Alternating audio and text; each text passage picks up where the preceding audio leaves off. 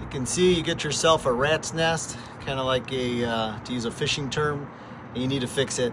So you're gonna wanna basically leave all the cable out. That's what I did. You're gonna get the entire cable out of the system at this point. I want to unscrew, but don't screw it all the way, just loosen it here, as well as down here, as well as on the other side. There's 3 screws that you wanna unscrew.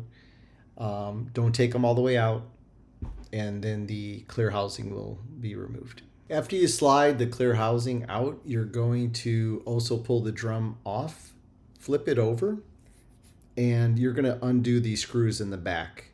Be careful as you take that back off. There could be tension. You definitely don't want to have a lot of cable in there when you do this. Safety glasses, gloves, be careful. As you pull that apart, you're going to see that all of the cable now comes out. Okay, make sure you pull that washer back up. You'll notice that there's a slot. You'll see how you put that back on. Kind of freaked me out. You're gonna see it's loose. It's loose because this housing is what makes it snug.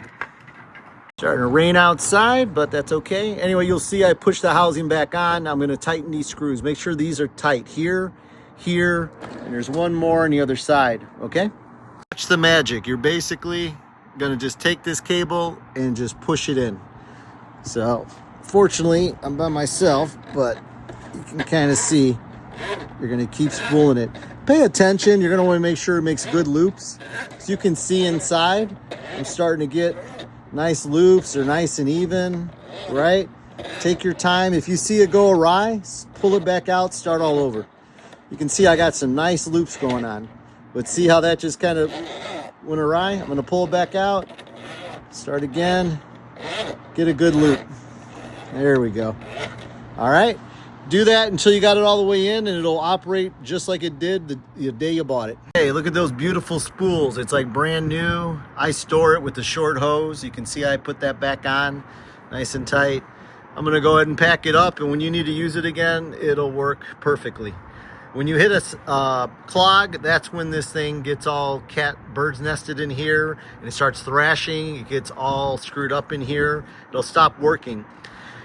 Resist the urge to pull on the cable, as I did. You will get bends and screw up the cable. Your best bet is basically to pull the cable out and do what we did here. Other thing I would caution is we should not have to do this, but RIDGID has made a poor design here. Although, to be fair, it is our lowest end motorized auger. But since you do have to do this, I would never want to undo this spool when it's got this much cable, right? So keep that in mind. Be careful, be safe, wear heavy gloves, protect yourself. Take care.